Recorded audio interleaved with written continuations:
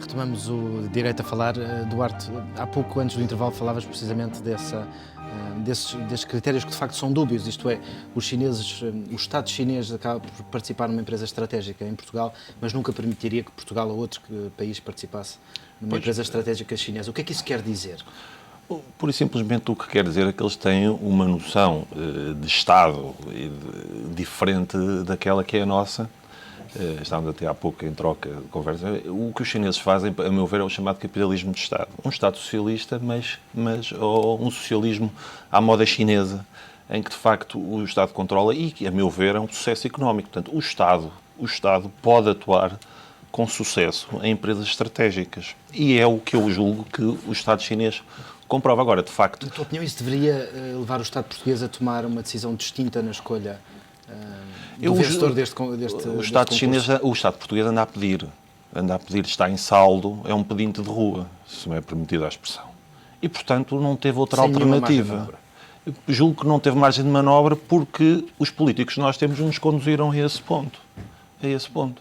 Agora, se calhar noutras latitudes, e sobretudo na China, mesmo tivéssemos uma situação destas, a coisa não seria assim. E deveríamos, por exemplo, ter, se calhar, vendido por menos brasileiros ou alemães, mas garantindo que entraria outro tipo de player, ou existem de facto mais valias eu acho que não. Na mudança geográfica? Eu acho que existe uma grande mais-valia que é agora nós começamos a pensar em ir para a China. A China é um mundo.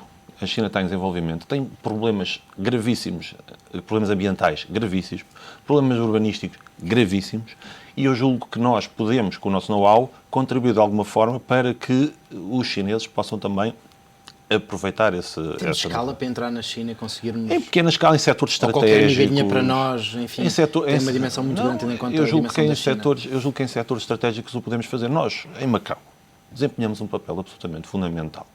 E isso também foi graças a um tratado bem desenhado, delineado, ao abrigo de um princípio, que é o princípio de um país, dois sistemas, que foi celebrado. O tratado veio celebrado a declaração conjunta entre Portugal e a China.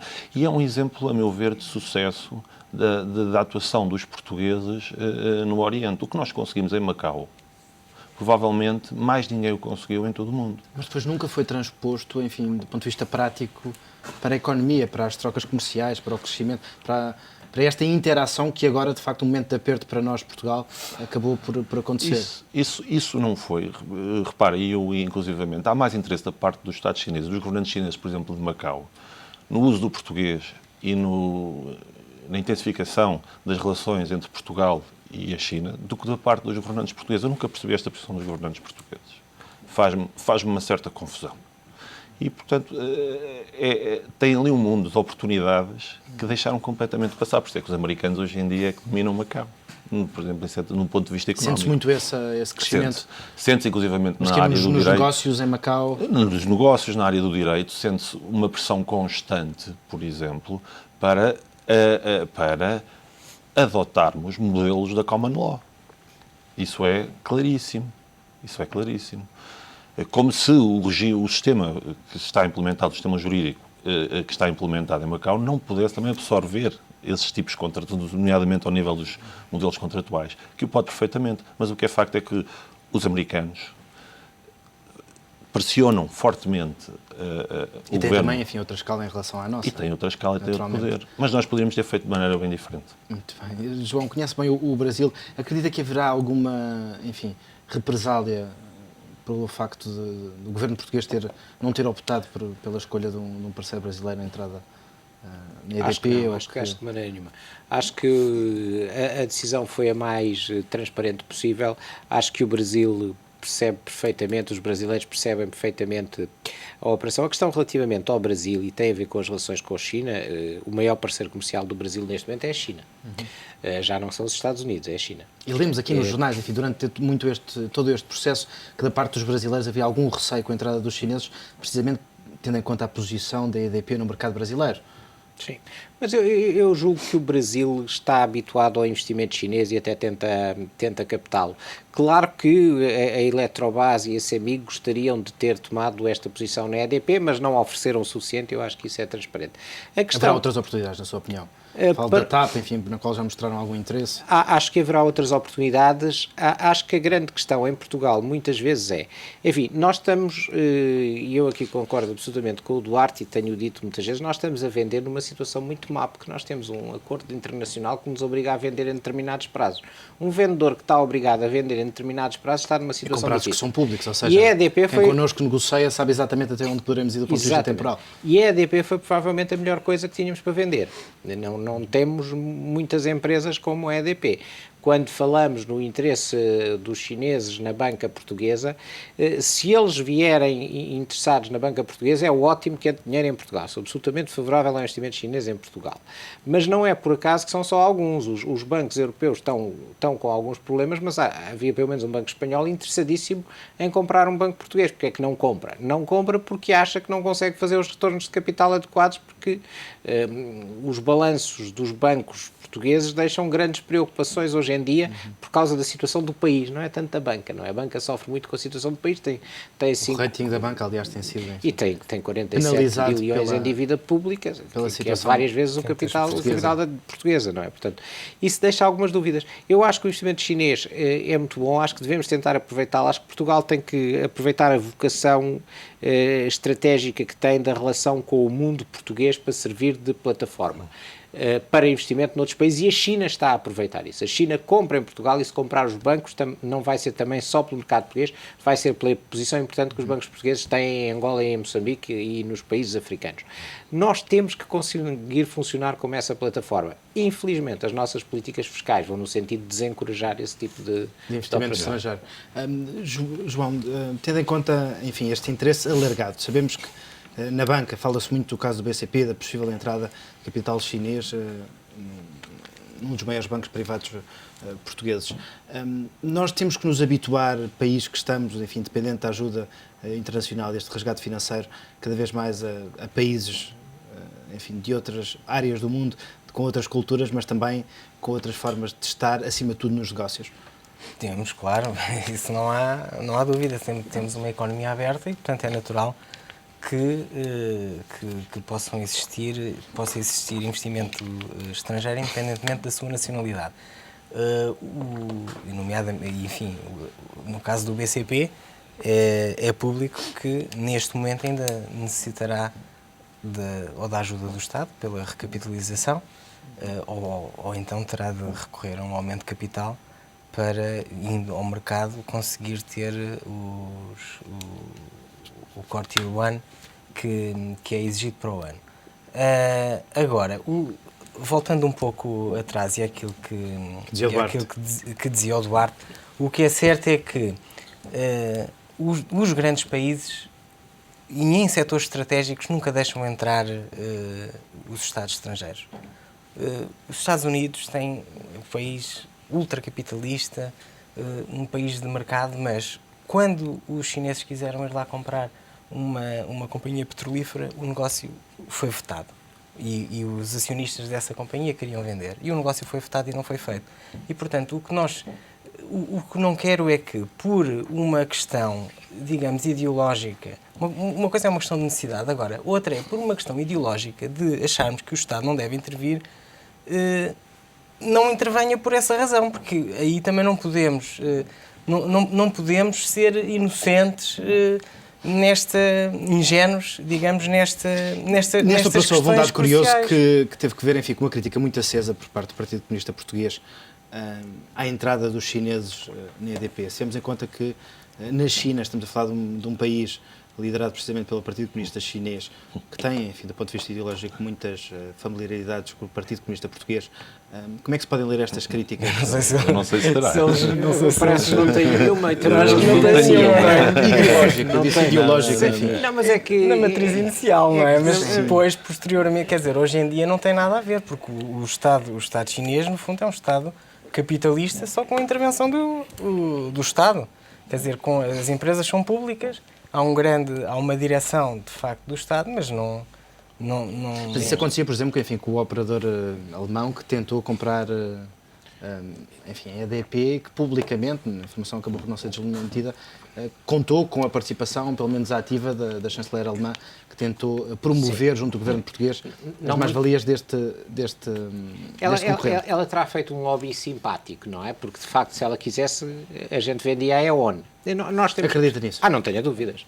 Porquê? Repare numa coisa, o grande problema de Portugal não é a dívida, não é o déficit, é a dívida. Há uma parte pouco sabida do tratado com a Troika que diz que até estar pago 75% do empréstimo, 75% dos 78 mil milhões, e nós já sabemos que em 2012 vamos precisar de mais dinheiro, a Troika vai continuar a controlar os destinos de Portugal. Portanto, nós temos cá a Troika para 8 ou 10 anos. Alemanha. A Troika é o FMI, é o Banco Central Europeu, é a Comissão Europeia. A Troika é a Alemanha. Pelo menos oficialmente. A Troika é a Alemanha. 30 e tal % do dinheiro que lá está é da Alemanha. Portanto, se a Alemanha disser que não empresta mais, os outros não emprestam de certeza. Portanto, a Troika é fundamentalmente a Alemanha, da mesma maneira que quando havia o sistema monetário europeu, o Banco Central era o Banco Central alemão, já existia, não é?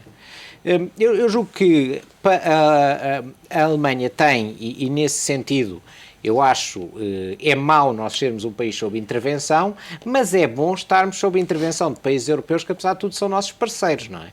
E que são razoáveis e que respeitam as regras da democracia e do capitalismo. Portanto, a Alemanha deixou passar uma oferta da China porque era melhor e eles não se querem meter nisso. Também têm interesse em que Portugal venda bem, mas também têm uma filosofia, uma abertura, um respeito pelos direitos humanos e pelas sociedades abertas que nós temos que sublinhar. Pedro, do ponto de vista jurídico, o mercado chinês não é um mercado a que estejamos habituados, ainda são poucas as sociedades portuguesas, exclusivamente portuguesas, que têm presença na China. No seu caso, a Garrigues é uma sociedade, enfim, espanhola, que tem essa presença tanto em Portugal como na China.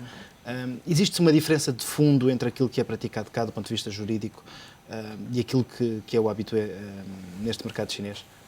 Bom, o sistema jurídico chinês, a China desde o período de abertura, portanto, iniciado em 78 por Deng Xiaoping e mais concretamente depois da adesão ao OMC, tem feito um esforço muito grande de adaptação de todo o seu sistema jurídico àquilo que são os sistemas jurídicos ocidentais e tem feito um grande esforço de produção legislativa muito apoiado nos regimes jurídicos europeu, comunitário e americano. Por exemplo, a legislação daquilo que dizia há pouco. A legislação da concorrência que foi promulgada em 2008 é altamente inspirada na nossa legislação da concorrência, portanto, na legislação da concorrência da comunidade. E o sistema fiscal também, portanto, são todos sistemas muito recentes, portanto, promulgados essencialmente em 2007 e 2008, com uma inspiração muito fortemente ocidentalizada. E, portanto, começa a ser relativamente fácil para os advogados ocidentais trabalhar na China porque, para além da barreira linguística, que isso é um grande problema e cultural, os sistemas são bastante similares e, portanto, há alguma facilidade em trabalhar na China, precisamente por esses motivos que eu abordei. Duarte, no teu caso concreto, enfim, além de seres advogado em Macau, dás também aulas na Faculdade de Direito da Universidade de Macau. A diferença não é assim tão grande, reveste nesta descrição? Enfim, eu não tenho a prática, nem posso tê-la. Enfim, os advogados portugueses ou de outra proveniência qualquer, a única coisa que podem fazer na China é apoio, consultoria jurídica aos chineses. A ideia que eu tenho é que a prática chinesa não é bem propriamente idêntica àquilo que muitas vezes a lei o determina.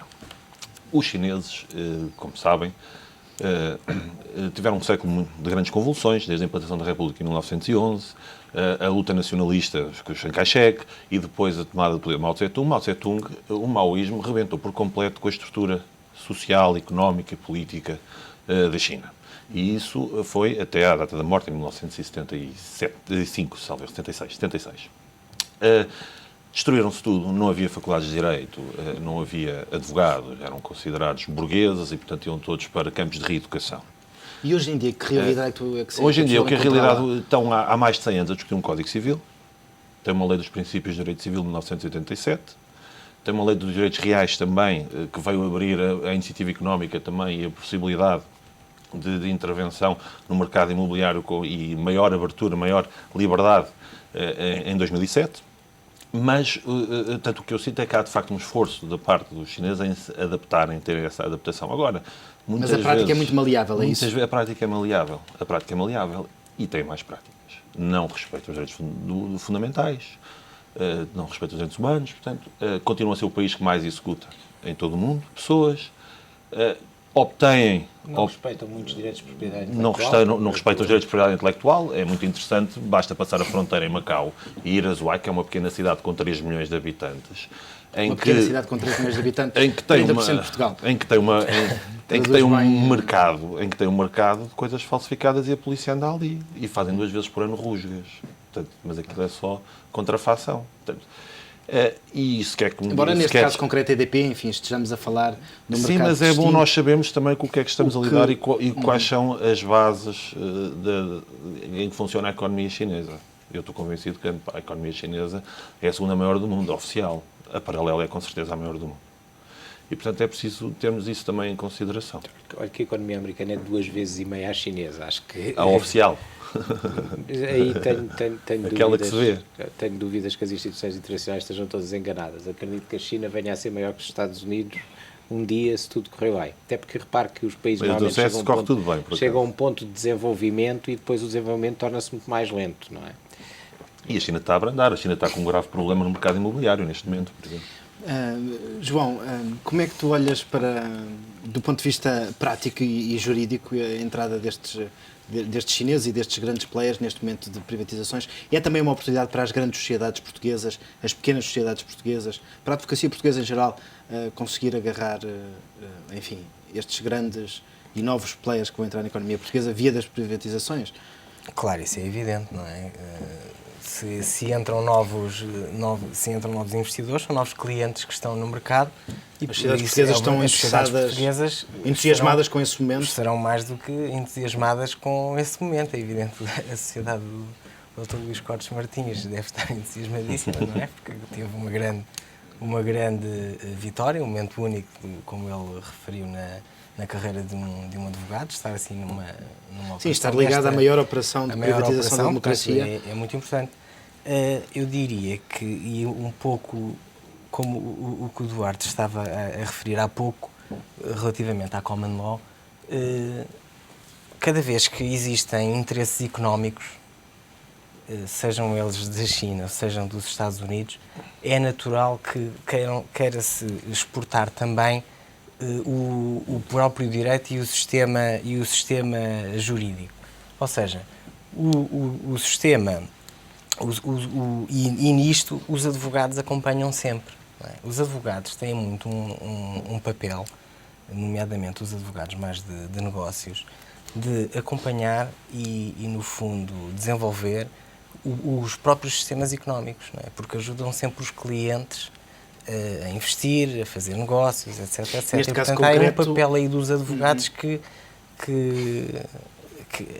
é pouco percebido pela sociedade até. Sim, não sei se concorda, mas neste caso concreto falava-se muito ao longo das últimas semanas, enfim, não publicamente, mas muitas destas sociedades que estava em jogo uma grande operação, mas também, mais do que isso, estava em jogo o futuro e a permanência deste grande player em Portugal, fossem os alemães da ONU, enfim, os brasileiros, ou neste caso os chineses da Três Gargantas. Era uma aposta, enfim, de médio prazo, tentar-se ganhar este cliente. Não eram tanto os honorários que contavam desta operação, mas a tentativa de se aguentar este cliente daqui para a frente. São poucas, para quem trabalha no mercado português, são poucas as oportunidades de apanhar, enfim, um tubarão, assim, chamemos-lhe assim, um cliente com esta dimensão. São porque, repara, a EDP é a maior empresa portuguesa, exceto a Galp, e, portanto, a possibilidade de apanhar um acionista que vai controlar a EDP, como a possibilidade de encontrar um acionista que vai controlar a Galp, etc., é naturalmente limitada. Surpreendeu o facto de não terem optado por um escritório internacional, enfim, um escritório, e terem optado por um escritório português, tradicional, falamos da Serra Lopes Cortes Martins, Eles não optaram exatamente diretamente, tanto quanto se sabe, e isto aqui estou a basear-me naquilo que é informação pública, eles optaram por um grande escritório americano. Nós, aliás, negociámos recentemente aquilo que seria na altura o maior investimento chinês e que depois não se realizou, e a referência vem precisamente do escritório americano, não é? Com quem trabalhamos muitas vezes. Portanto, eles optaram por um escritório americano. O escritório americano tinha a relação com a Serra Lopes Cortes Martins, conhecia lá as pessoas, é uma boa sociedade de advogados, e por esse motivo escolheu. Normalmente o processo de escolha vem assim, e essa é a vantagem das sociedades maiores ou mais internacionais. Agora, esta onda de investimento chinês, e como nós falamos aqui da advocacia, tem a possibilidade, e a onda de investimentos que a Troika vai obrigar, tem a possibilidade de alterar o jogo e a dimensão própria das sociedades de advogados portuguesas. É um tema interessante e isso que nos levaria... é uma coisa que pode acontecer e que vale a pena falar. Porque quem compra normalmente quer manter os mesmos advogados como advogados da subsidiária. Restam-nos, enfim, uns escassos tempo, mas como habitualmente apresentamos um livro em todos os programas, é um livro que é apresentado pelo João Teves, o diretor da revista Advocados. João, o livro que nos trazes hoje... Francisco, hoje só falámos de energia, de EDP, e este livro é um livro que se chama The Quest, Energy Security and the Remaking of the Modern World. É um livro do Daniel Yergin, que já tinha... que ganhou um Pulitzer. Já tinha aqui há cerca de 10 anos, e o João Caiado Guerreiro, há pouco estávamos a falar exatamente disso, escrito um livro que era o The Price, mas este só focado no petróleo. Ao longo destas 800 páginas, para além do petróleo, são as primeiras 200 e tal páginas, e de facto são excepcionais, para percebermos a geopolítica do mundo de hoje, eletricidade, renováveis, o que é que nos espera do futuro da energia e deste setor que é verdadeiramente estratégico para a humanidade. Fica esta proposta. Meus senhores, obrigado pela vossa participação. Nós despedimos, regressamos dentro de uma semana com outro tema, outros convidados. Desde já também desejar-lhe um bom ano de 2012 em nome de toda a equipa. Regressamos dentro de uma semana onde haverá novamente Direito a Falar.